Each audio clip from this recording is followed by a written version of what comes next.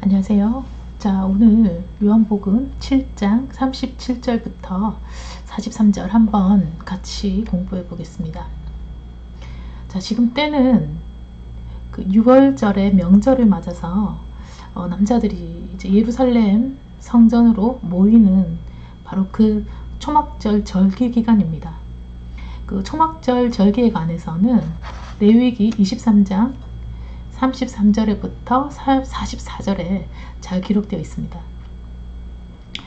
무려 한 30만 명 정도의 군중이 각 지방으로부터 와서 해집되었다고 하지요. 이 절기 일주일 동안은 예루살렘에 모인 백성들은 두 가지 특별한 행사를 했습니다. 실로암에서의 물 깃는 일과 성전에서의 등 놀이를 행했습니다. 7장 37절 축제의 절정을 이루는 마지막 날에 예수께서는 군중들에게 외치셨다. 누구든지 목마른 사람은 다 내게 와서 마시라. 나를 믿는 사람은 성경의 말씀대로 그 속에서 생수가 강같이 흘러나올 것이다. 이것은 예수를 믿는 사람들이 받을 성령을 두고 하신 말씀이었다.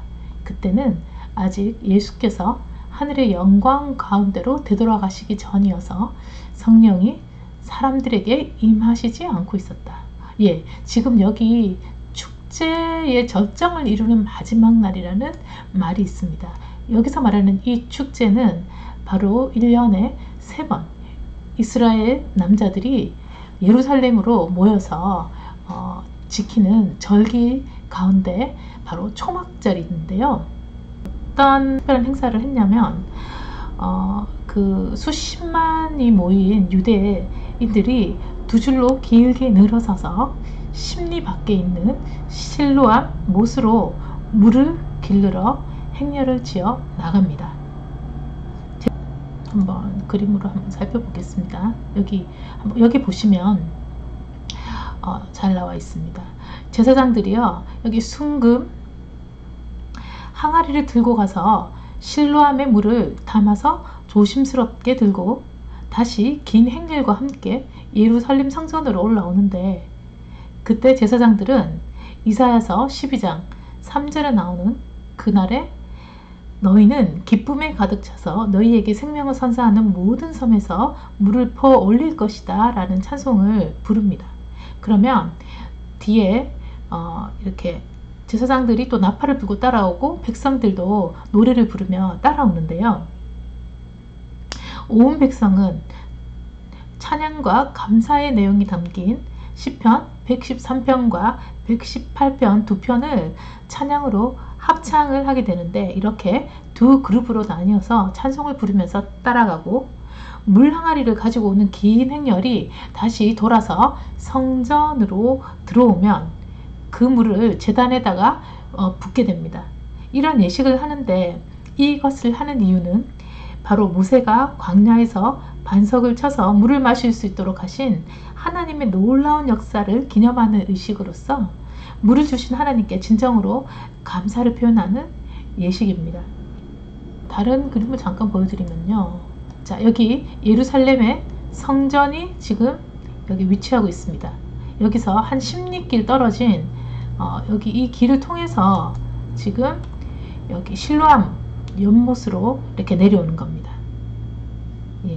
지금 대제사장이 금 항아리를 들고, 그리고 은잔에다가 이 성전에 다시 돌아와서 이렇게 다시 물을 붓는 그런 과정을 보여주고 있습니다. 그리고 그 이제 명절을 일주일 지키고 난 다음에 그 끝날 8일째 되는 날에는 거룩한 성회로 지켰습니다. 레위기 23장 36절 그리고 민수기 29장 35절을 살펴보면 하나님이 그렇게 하시라고 말씀하신 걸 볼 수 있는데요. 한번 찾아볼게요. 레위기 23장 36절. 자, 초막절이 계속되는 1회 동안 7일 동안 날마다 나 여호와께 예물을 불살라 바쳐라. 8일째 8일째 되는 날에는 모두 한자리에 모여 거룩한 모임을 가져라. 이날에도 나 여호와에게 제물을 불살라 바쳐라. 이날 역시 거룩한 모임을 갖는 날이므로 어떤 일을 해서도 안 된다. 예. 지금 여기에 근거해서 지금 이스라엘의 모든 남자들은 이 말씀을 지키고 있는 것을 볼 수 있습니다. 축제가 절정을 이루는 마지막 날이라고 되어 있습니다.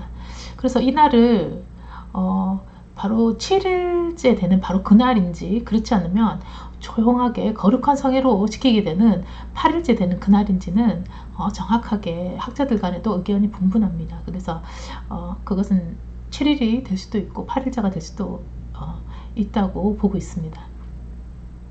자, 이때 군중 가운데서 큰 외치는 소리가 들립니다. 그 주인공은 바로 예수님이세요. 뭐라고 그러시냐면, 자, 누구든지 목마른 사람은 다 내게 와서 마시라. 나를 믿는 사람은 성령의 말씀대로 그 속에서 생명수가 강같이 흘러나올 것이다. 여기서 인용한 이 성경의 말씀은 바로 잠언 18장 4절을 인용하셨습니다. 잠언 18장 4절을 한번 읽어드리면 이런 말씀입니다. 깨달음이 깊은 이가 하는 말은 샘이 깊은 물과 같아서 지혜가 그 샘처럼 한없이 흘러나온다. 예. 자, 성경의 말씀대로 그 속에서 생명수가 강같이 흘러나올 것이다. 도대체 이날 예수님께서는 어떤 자신감이 있으셔서 그냥 조용히 성전에서 옆에 있는 몇 사람을 모아서 하신 것도 아니고 큰 소리로 외치시면서 그 모든 종교 지도자들이 모여있고 유대의 많은 남자들이 모여있는 그 자리에서 예수님께서는 이렇게 큰 소리로 외치셨을까요? 바로 이 자신감은 이분이 바로 정말 하나님의 아들이시기 때문에, 이분이 참 생명이시기 때문에, 참 생명수 물을 주실 수 있으시기 때문에 예수님께서는 이렇게 크게 외치셨었습니다. 우리 인간들은요, 너와 나를 막론하고 항상 그 무언가에 끊임없이 목말라 하면서 인생을 살아갑니다. 이는 존재에 대한 하나님께서 우리 내면에 심겨두신 영적 갈증이 아닐까 생각합니다. 돈이 없어 갈증하고, 명예와 지식이 목말라 하고, 사랑의 갈증을 느끼고, 때로는 무엇인지도 알지 못하는 것에 무작정 목말라 하고 있습니다. 그런데 여기에 자신있게 큰 소리로 외치시는 분이 있습니다. 누구든지 인생의 길에서 목마른 사람은 다 내게로 와라. 다 내게로 와라. 나를 믿는 사람은 말씀대로 생명수가 그 안에서 강같이 흘러나올 것이다. 생명수가 강같이 흘러나올 것이다. 자, 여기 밑에 39절을 보시면요, 이것은 예수를 믿는 사람들이 받을 성령을 두고 하신 말씀이었다. 여기서 말하는 이 생명수가 강같이 흘러나온다는 것은, 생명수는 바로 성령을 두고 하신 말씀이네요. 내 안에 성령이 임하시면요, 그 영적으로 공허했던 그 공간이 정말 꽉 채워지는 체험을 할 수 있습니다. 채워지지 않았던 그 공간이, 정말 공허했던 그 자리가 꽉 채워지는 느낌. 그 생명수가 내 안에 강같이 흘러 들어오는 것입니다. 자, 그때는 아직 예수께서 하늘의 영광 가운데로 돌아가시기 전이어서, 아직 예수님이 죽으시기 전이었죠. 그리고 살아나시기 전이었죠.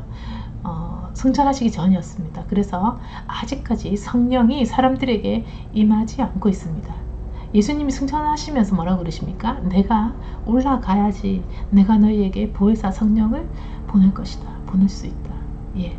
그리고 예수님은 오순절날 마가의 다락방에 모인 많은 제자들에게 그 체험을 하게 하시죠. 자, 40절. 자, 그런데 이 군중들의 반응이 참 재밌습니다. 예수님의 말씀을 듣고 사람들 사이에서는 의견이 갈라집니다. 자, 군중 가운데 몇 사람이 이 말씀을 듣고 말했습니다. 이분은 우리가 기다리는 바로 그 예언자임이 틀림없다.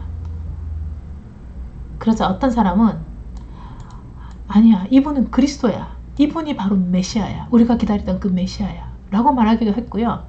또 다른 사람은 어떻게 갈릴리에서 그리스도가 나왔답니까?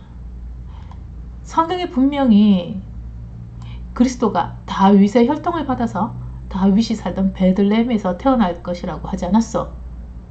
이 사람은 갈릴리 사람이요. 갈릴리 출신이요. 이 사람은 메시아가 아니요. 그리스도가 아니요. 자, 군중들은 예수를 두고 이렇게 의견이 여럿으로 갈라졌습니다.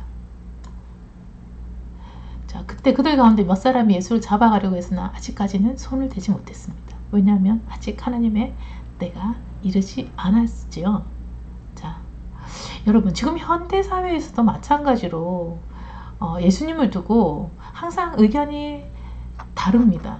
빛과 어둠, 진실과 거짓, 그리고 생명과 죽음, 영적인 갈증에 대한 해소와 여전히 가지고 있는 공허함, 항상 이것이 나뉘어 있는데 놀랍게도 사람들은 빛보다 어두움을 더 좋아합니다. 마치 하루살이가 불을 향해 달려들듯이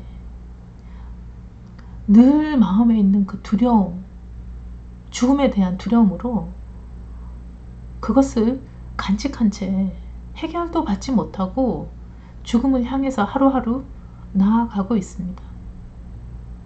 여러분, 그럴 필요 없습니다.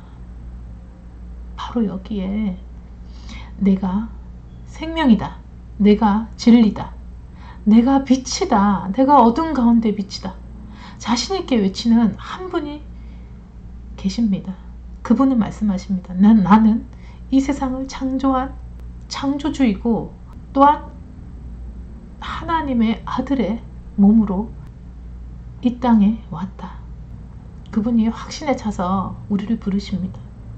여러분, 우리가 할 반응은 단지 그것을 들어보는 것입니다. 그 말씀을 읽어보는 것입니다. 우리 계속 그 말씀이 무엇인지 공부합시다.